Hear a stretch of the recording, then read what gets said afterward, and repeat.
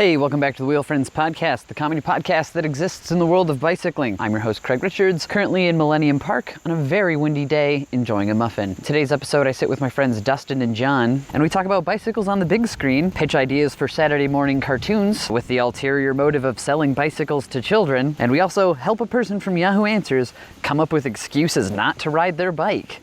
Find out why after this.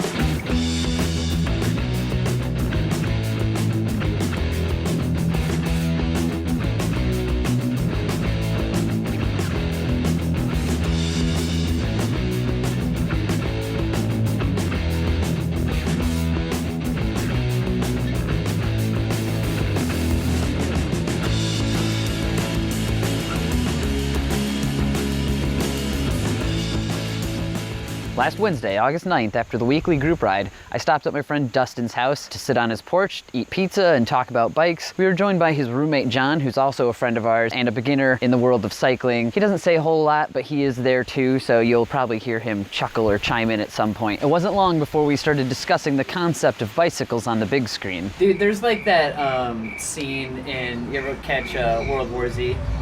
Brad Pitt, they have to get through the airfield and they use bicycles to sneak past the zombies, and I was like, hell yeah, perfect. Like, incorporate bicycles, practicality in movies more. If Brad Pitt was like, actually, I need to get some groceries from the next town over. Like, it's World War Z, but also bike commuting. I think it would really fix The Walking Dead if you add a bicycle. God, yeah, because, you know, in the post-apocalyptic world, gasoline is gonna run out. You can only drive that car for so long. Yeah, what are you gonna do? You can start pumping the crude oil yourself? Gonna start a refinery? There's nothing there. So it just makes more sense to me. Post-apocalyptic bicycle. It's quiet. You don't want to alert enemy of your position. It's fuel efficient. You can weld spikes all over it so you can bash zombies. Yeah. It'll double as a weapon.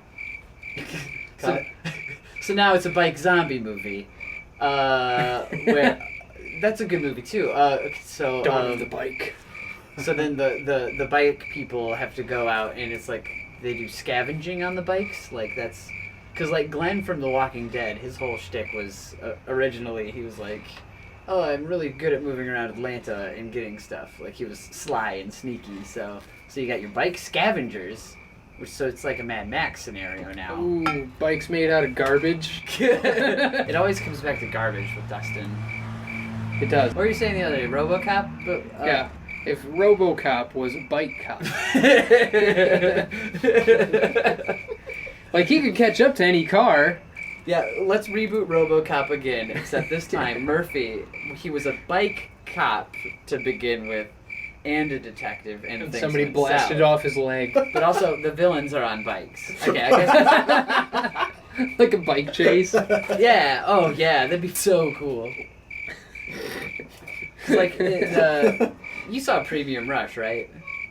No. I thought we watched that one. It's Joseph Gordon-Levitt, and he's a bike messenger, and he has to deliver this package that somebody else really wants. And there's a whole thing, but he does get in a little chase with a bike cop, and so that's how it pops off.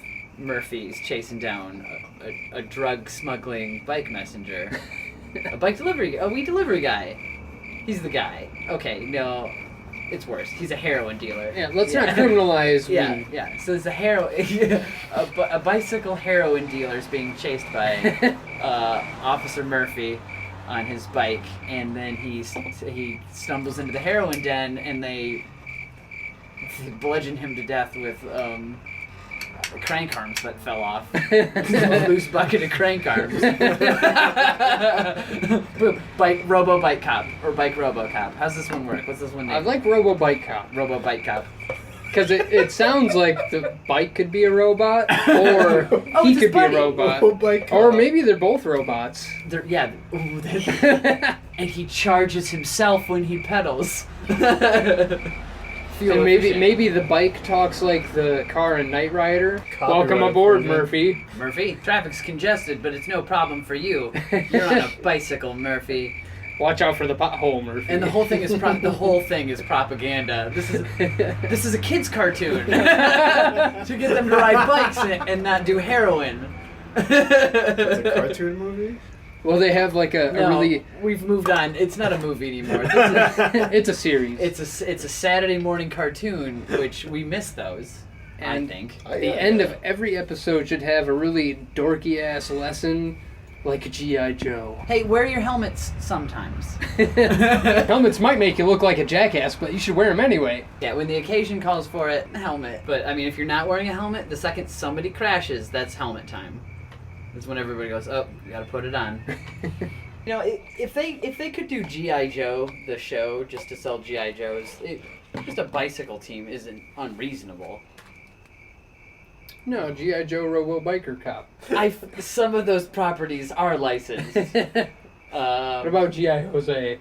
G.I. Jose. What if it's like a Power Rangers type team? But Or what about those guys with like the shark heads? Yeah, the Street Sharks. Street Sharks. What if we put them on bikes? They eat the bikes. Here's a pitch. They were normal teenage hooligans who were in detention when they got bit by radioactive bicycles. And they became... And yeah, when Big Otto rolls into town and tries to pass legislation like jaywalking, in come the bike boys. or demolish bike lanes to make more room for cars. Yeah, it's like fucking Captain Planet. He's there too. Shit. Bring back Captain Planet, but also give those ring kids some bicycles. Shit. That's just what needs to happen is Captain Planet should come back. Oh, dude. So, did you guys ever see a show called Cadillacs and Dinosaurs? Jesus Christ. No. Well, you should look it up. It's about Cadillacs and dinosaurs. It's kind of like... Self-aware. You remember Terra Nova? We used to watch that show. Ryan and I used to watch that show, and you all hated it. Yes. So it's kind of like that, but it's a cartoon. So it's like the future, but in the past. Like, there's these dudes riding around in cars, and there's dinosaurs and shit. So what if we did that, but with bikes? The dinosaurs are like riding bicycles. Yeah. Yeah, just like in that game we came up with. Yeah. The secret level. Jurassic Bike. Yeah, what if the dinosaur and bicycle walked side by side? It's the Flintstones, but with only bicycles. Yeah, instead of those like big ass log cars with rocks for wheels, Jesus, put them on a goddamn bike.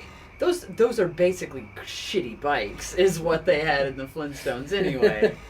Except they weighed like 6 tons. Yeah, that is not practical. Imagine the cankles on Fred Flintstone. That's basically a penny farthing. Or a fixie. Man, it must be super easy to write a Flintstones script, huh? What about like the Indiana Jones, that adventure genre? Oh, Bikey and a Jones. Bikey and a Jones and the Lost Bike. Tube. The proto bike. I found a map. I think it was the first bike. It's buried. And so they load up a bunch of fat bikes, and they gear those up, and they ride get through the desert. And now it's just a Blackbird commercial. To the Canyon of the Crescent Wheel. Yeah. The crescent wrench. You have to follow a whole mythology based on bikes. What? Okay, so what are those clues? Oh, in the Last Crusade. It's got to be the first one is only the penitent man will pass. Oh, I mean, like what are the clues that this Bikey and a Jones, which can we rename come up with him? something new? It should be a nod to 2 great bicycle people and an explorer. A bicycle. Do you know an explorer? Think of a great explorer. Can you get the last name? Clark. Lanciana I was Clark. gonna say Lanciana Clark. I was like Gary Fisher did a lot for mountain biking, so I just go Gary. So Gary Clark.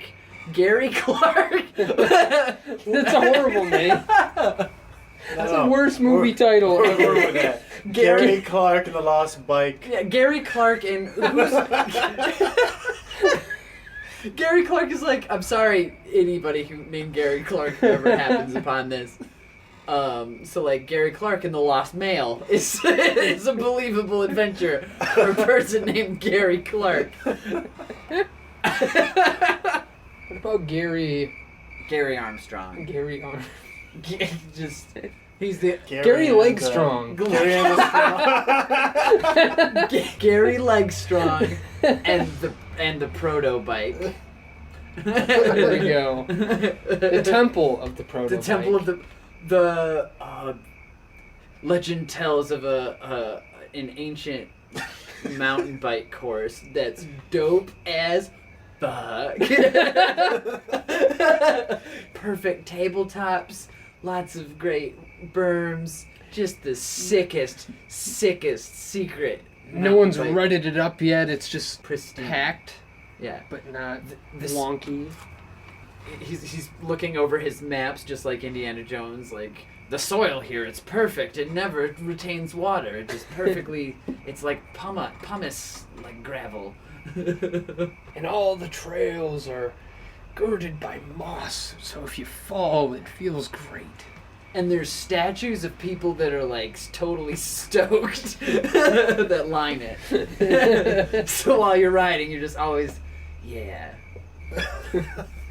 Right back at you, man. So here's my top 3 bike movies. Number 1, Breaking Away. It's a story about a group of friends in a small town in Indiana who are coming to terms with growing up and growing apart.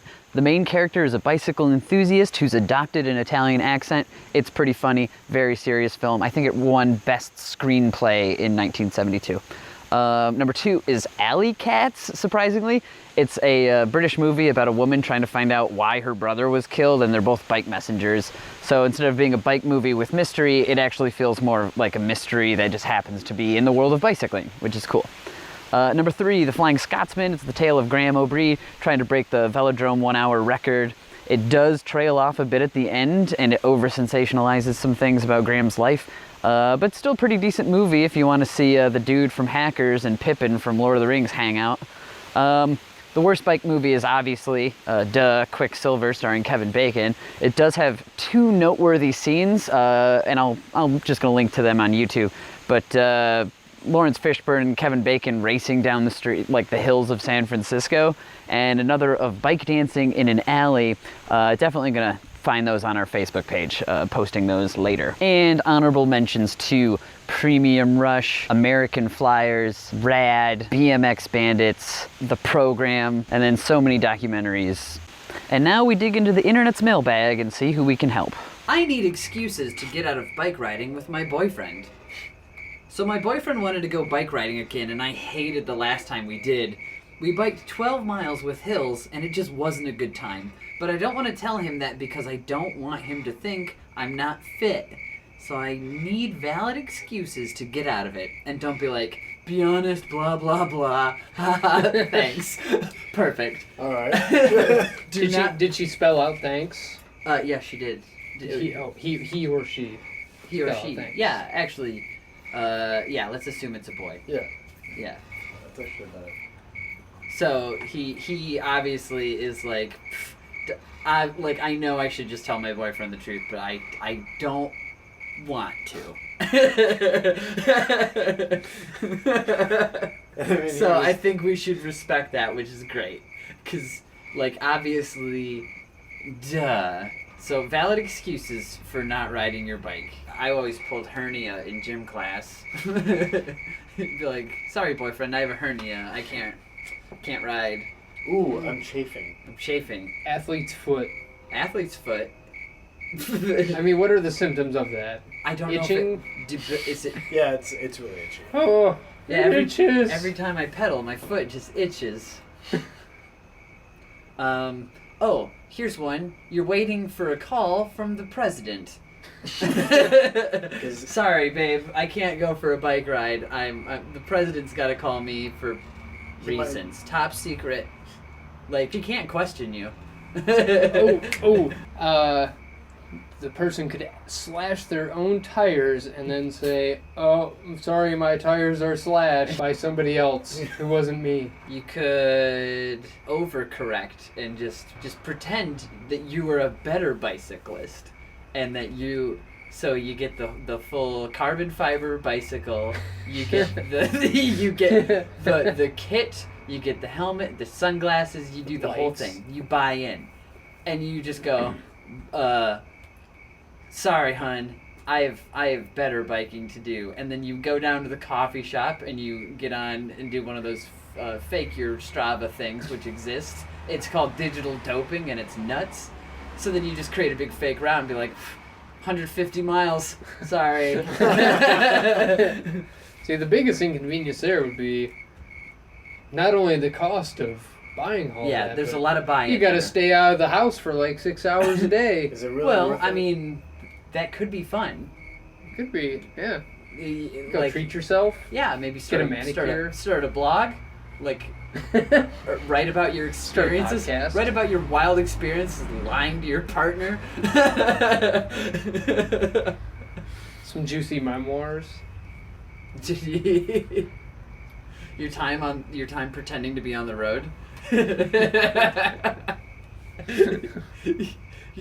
you lean into it, and then you extend the lie beyond your boyfriend, and you go full global with it, and you get a couple book deals, and then then you become bigger than him, and then you just dump him, because you're better than him now. You're the alpha fake cyclist. That's really So there's one excuse. the only way you can go is up. Yeah. Realistically, though, you should probably have a conversation with your boyfriend about maybe toning down the number of miles on your bike rides. Don't take me up so many goddamn hills. Yeah, what? If you're new, what? I know better than to take my girlfriend on 12-mile hilly bike rides. Come on, boyfriend. I was riding with Patience yesterday through the state park. She doesn't ride a whole lot. Just followed her. It doesn't matter to me. I'm going to get the miles later. But the real takeaway here is that this person shouldn't have to be looking for reasons not to ride. They never say they don't like riding a bike. They have a specific problem with the ride their partner wants to take them on. So don't be like that person. If your partner doesn't take longer rides, you should ride with them at their pace and maybe politely encourage growth. But that's it. That'll do it for the Wheel Friends. Thank you so much for listening. Thanks again to Dustin and John for chilling with me. Make sure you check out Dustin's music project, Dreekmere. You can find a link. It's on our Facebook page. You can also find us on Instagram and Twitter. For any other inquiries, you can shoot an email to wheelfriendspodcast@gmail.com. Go ride your bike.